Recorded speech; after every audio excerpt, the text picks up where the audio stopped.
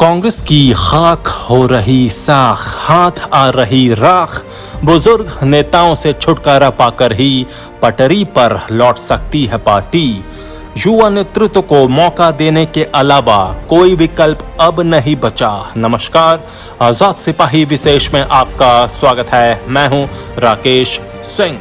देश की सबसे पुरानी राजनीतिक पार्टी के भीतर का बवंडर शांत होने का नाम नहीं ले रहा है।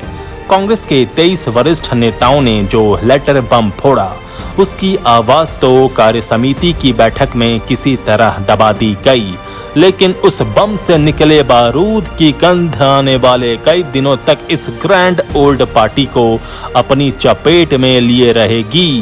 135 साल पुरानी कांग्रेस आज एक बार फिर दो राहे पर आकर खड़ी हो गई है। अपने स्थापना काल के बाद सबसे बुरे दौर से गुजर रही कांग्रेस को अब दो टूक फैसला लेने की चुनौती है। स्थापना के 100 साल बाद तक लगातार दुनिया के सबसे बड़े लोकतंत्र की राजनीति के केंद्र में रही कांग्रेस को आत्ममंथन करना होगा कि आखिर उसकी नीतियां क्यों उसे भारतीय राजनीति में हाशिए पर ढकेल रही है।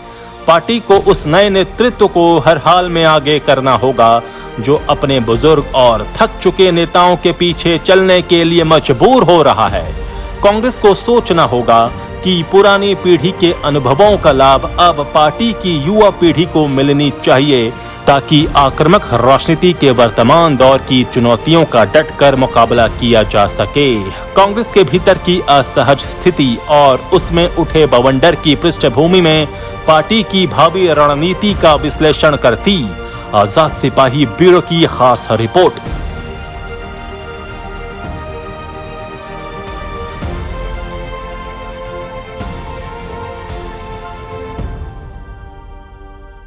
एक 100 साल में तो बड़ी बड़ी इमारतें भी जर्जर हो जाती हैं, किले भी ढह जाते हैं। फिर कांग्रेस तो 135 साल पुरानी पार्टी है, इसमें दरारें आना कोई आश्चर्य की बात नहीं है।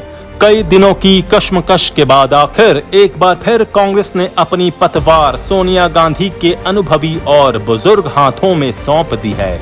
पिछले साल 3 जुलाई को अध्यक्ष पद से राहुल गांधी के इस्तीफे के बाद बीते 417 दिन में कांग्रेस नेताओं की आपसी प्रतिद्वंद्विता, अहम और वैचारिक भिन्नता ने देश की सबसे पुरानी राजनीतिक पार्टी की साख को खाक कर दिया। सोमवार को कार्य समिति की बैठक के घटनाक्रम और वरिष्ठ नेताओं की फिजूल की तू मैं के कारण कांग्रेस के हाथ में सिर्फ राख ही बच गई है। अब सोनिया गांधी के नेतृत्व पर बड़ा सवाल खड़ा हुआ है कि वो इस राख को राजनीति की गंगा में विसर्जित करेंगी या फिर इस राख में दबी चिंगारी से नई ऊर्जा का प्रज्वलन कर लोकतंत्र की इमारत को पुनः प्रकाशमान करेंगी। पिछले कई दिनों से कांग्रेस में दो फाड़ होने की चर्चाएं गर्म थीं, पर ये तो हो ही नहीं पाया। दो फाड़ होने की कोशिशों में कई लोग शायद ये भूल गए कि बूढ़ी कांग्रेस दधीची की हड्डियों की तरह है। सूखे हाड़ कभी दो फाड़ नहीं हो सकते।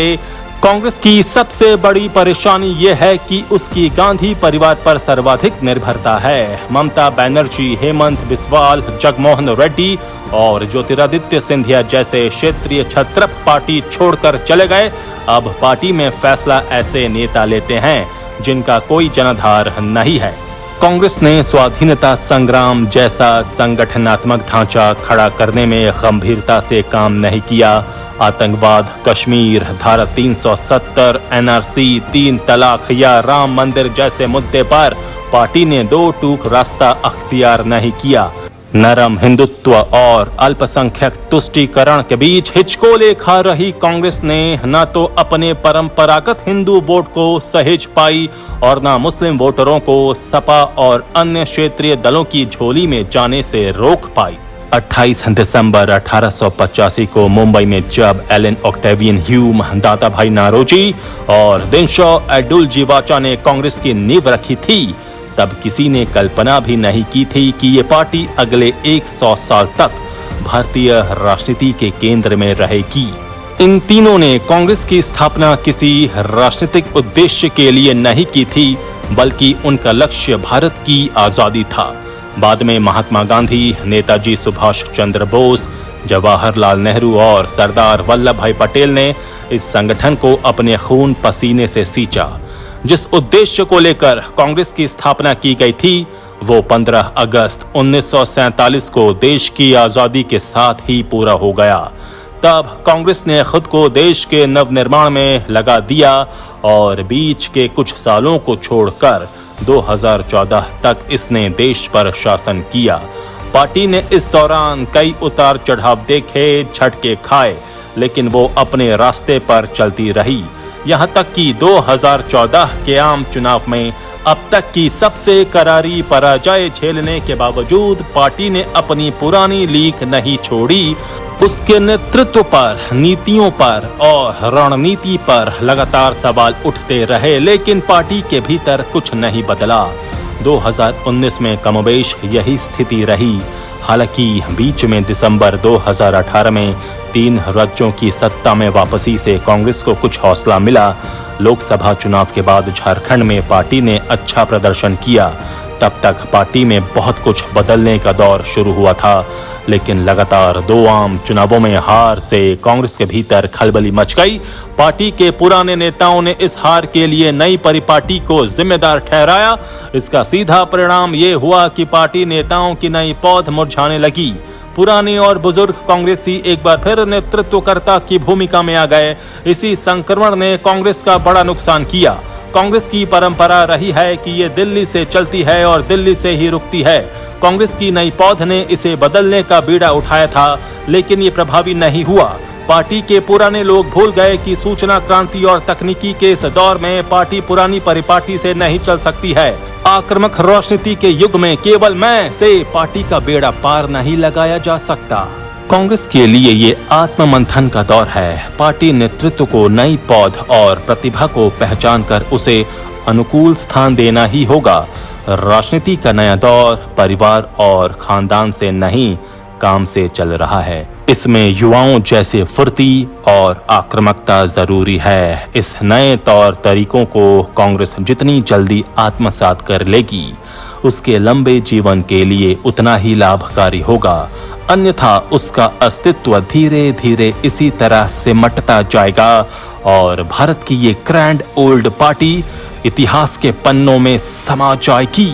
अब पार्टी के 23 नेताओं द्वारा लिखे गए पत्रों से कांग्रेस के भीतर का जो माहौल बदला है, उससे 2 सवाल मन में उठते हैं। पहला, क्या पार्टी ने अब अधिक आत्मविश्वास से आक्रामकता और इच्छा शक्ति का प्रदर्शन करने का मन बनाया है और क्या इससे पार्टी को आगे बढ़ने में मदद मिलेगी? दूसरा सवाल इस बात से जुड़ा है कि आने वाले हफ्तों और महीनों में कांग्रेस को कैसा नेतृत्व मिलता है और पार्टी 2 खेमों में बढ़ चुके अपने कैडर को उत्साहित करने और जमीनी स्तर पर समर्थन जुटाने के लिए किस तरह खुद को संगठित करती है। पहले सवाल का जवाब तो समय के साथ ही मिलेगा। कांग्रेस पार्टी के नेता यही दुआ मांग रहे हैं कि युवा नेताओं में ये तेवर बरकरार रहे। इसमें संदेह नहीं कि पार्टी के कई पुराने नेताओं को ये भय सता रहा है कि पार्टी की कमान युवा नेताओं के अधीन आने से उनके रास्ते बंद हो सकते हैं। वे सोनिया गांधी के नेतृत्व में इसलिए सहज हैं क्योंकि सोनिया एक सजग और व्यवहारिक नेता रही हैं, जिन्होंने अक्सर न्यूनतम प्रतिरोध की राह अपनाई और चीजों में ज्यादा बदलाव की कोशिश नहीं की। इस तरह वे कांग्रेसी नेताओं को एकजुट रखने में कामयाब रहीं। इसके अलावा राहुल के पार्टी अध्यक्ष बनने को लेकर एक तरह की असहजता का भाव उनके अस्थिर मिजाज की वजह से भी है, क्योंकि वे आज यहाँ होते हैं और अगले दिन वहाँ से गायब। हालांकि ये भी है कि यदि राहुल कुछ चुनावी सफलताएं हासिल करने में कामयाब हो जाते हैं तो कहानी में ट्विस्ट आ सकता है।